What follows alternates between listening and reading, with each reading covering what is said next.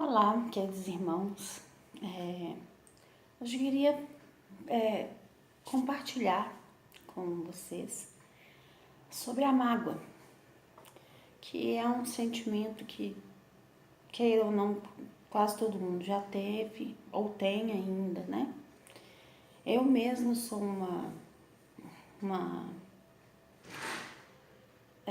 vamos dizer, escrava da mágoa, de uma certa forma, em alguns sentidos da minha vida. Então, eu gostaria de ler um poema de um autor desconhecido, sobre a mágoa, que é assim: E em silêncio eu rezo e peço, livrai-me de toda mágoa que me impede de sorrir, todas as más intenções que me impedem de seguir, dos maus pensamentos que tiram a paz, das más palavras que levam ao caos, dos maus corações, das más sensações, tudo que aqui dentro fizer mal, e que assim eu me faça livre da falta de fé, da falta de sonhos, da falta de paz. Livrai-me de tudo que me prende, de tudo que ofende a minha liberdade de ser e de sentir. Eu achei muito interessante nesse texto, né, que fala, né, a pessoa que carrega mágoas, que alimentam mágoas, né, elas sofrem de uma falta de paz. Elas, elas ficam presas na vida dela por algum motivo que levou ela à mágoa.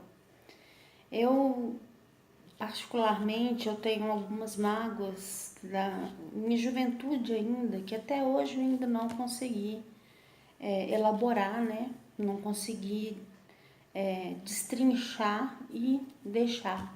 É como a frase diz, deixa ir, né? Larga disso.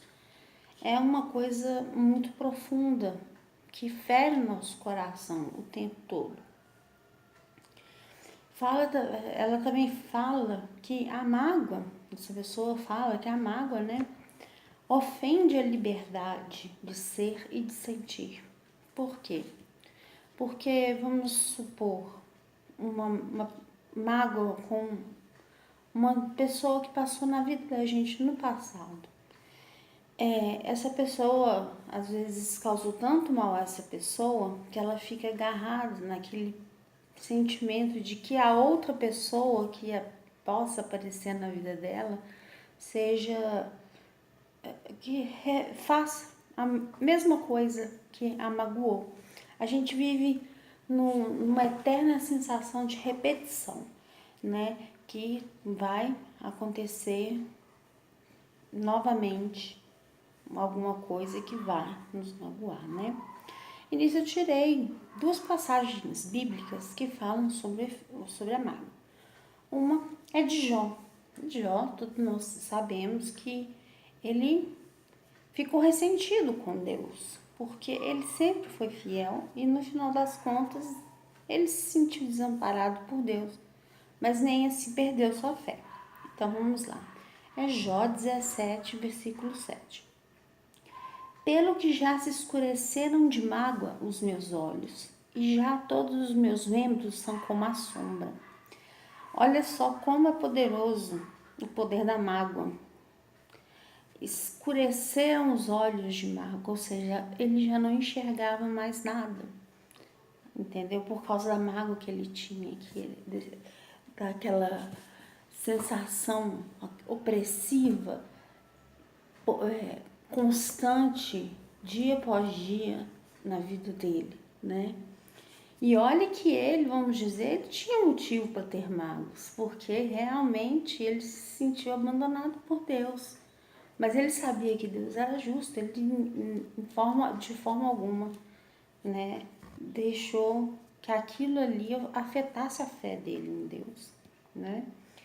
E já todos os meus membros são como a sombra, porque ele já não vinha, essa questão dos membros é o fazer, é a atividade, é o labor, né?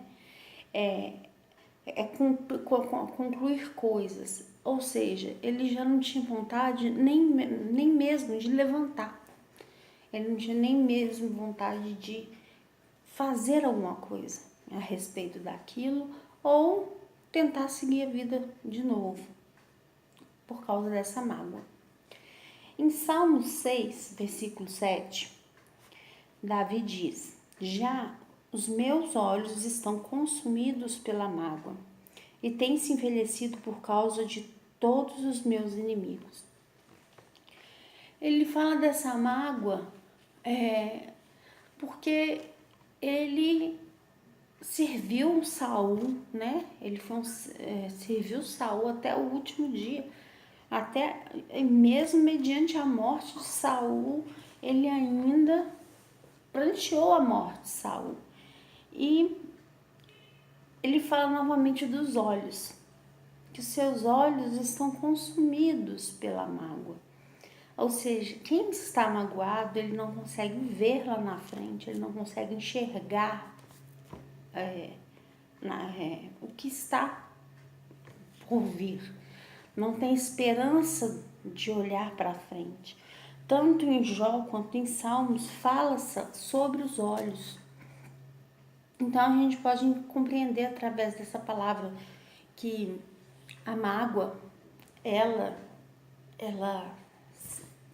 tampa os nossos olhos de forma que nós não conseguimos enxergar que há alguma coisa além daquilo, entenderam? E ele fala que eles se envelheceram por causa de todos os seus inimigos. O que é um olho envelhecido? É um olho opaco, seco, a pessoa não enxerga. Ou seja, um jovem, ele era jovem nessa época, né? Mesmo assim, mesmo se fosse um pouco mais velho, ele tinha muito vigor, né?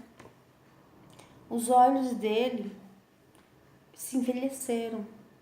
Ou seja, ele já tinha os olhos de uma pessoa velha. Uma pessoa idosa tem catarata, tem uma série de enfermidades que pode afetar os olhos, além da falta de perspectiva.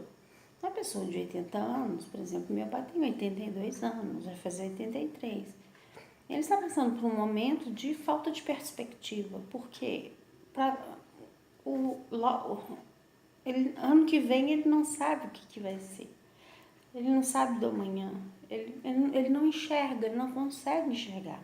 A gente vê muitos idosos também que, muito pelo contrário, a tia do meu marido, por exemplo, ela enxerga como se ela fosse viver milhares de anos. Então, depende tanto de nós deixar passar, deixar isso para trás. E somente através de Deus que a gente consegue essa cura interior. Isso é uma cura, a gente precisa de uma cura interior para podermos continuar a caminhada.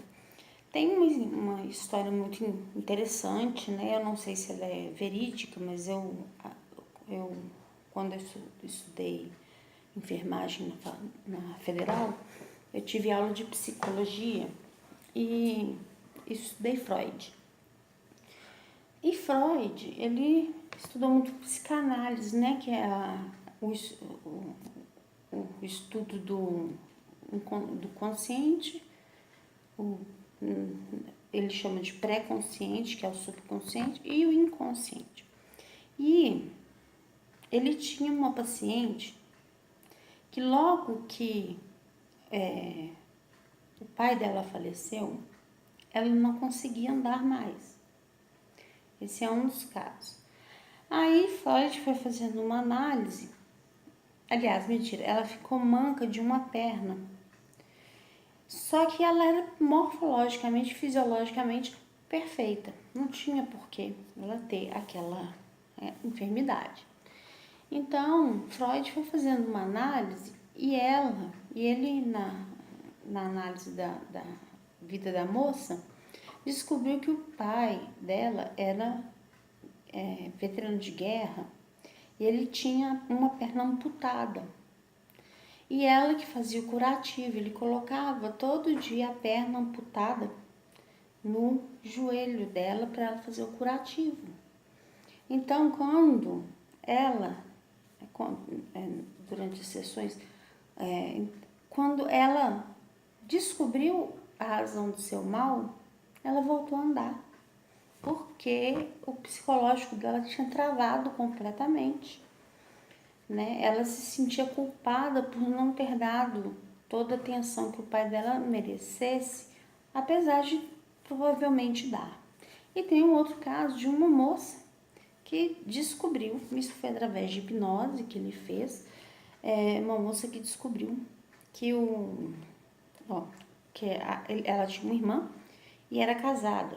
E o marido da irmã, e a irmã faleceu, deixando o cunhado viúvo. E a partir daí ela ficou paraplégica, ela não andava. Então, nas análises, nas sessões de hipnose de Freud, que ele usava muito a hipnose, ela descobriu, através da hipnose, que o motivo dela não andar é porque ela era apaixonada pelo marido da irmã.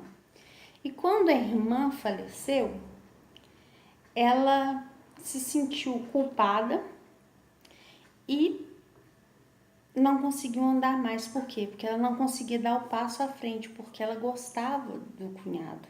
E o passo que ela queria dar era de ir até o cunhado e se revelar a ele.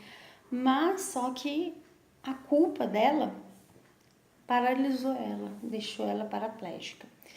Descobrindo isso, ela voltou a andar, só que a culpa que ela sentia era tão grande que ela acabou se suicidando. Então, isso tudo são histórias de psicanálise, porém, nós temos um psicanalista próprio, né? Nosso psicanalista é Jesus. Então, a gente tem que estar em constante comunhão com o Senhor para podermos estar sendo livres, sendo curados dessas faltas de perspectivas causadas pelas mágoas, né? Essa mágoa que, como diz o poeta, né? Ele rezou e pediu, né? Ele rezou e pediu para livrar de toda mágoa que me impede de sorrir, todas as más intenções que me impedem de seguir, dos meus pensamentos que tiram a paz, das más palavras que levam ao caos. Ou seja, o poeta, seja quem ele for, ele foi muito claro que a mágoa atrapalha a vida, né?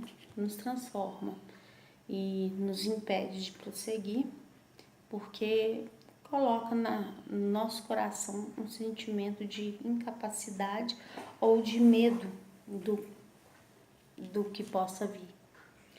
Então, gente, essa é a minha palavra de hoje. Eu agradeço a atenção e reflitam a respeito, ok? Que Deus abençoe a todos. Até mais.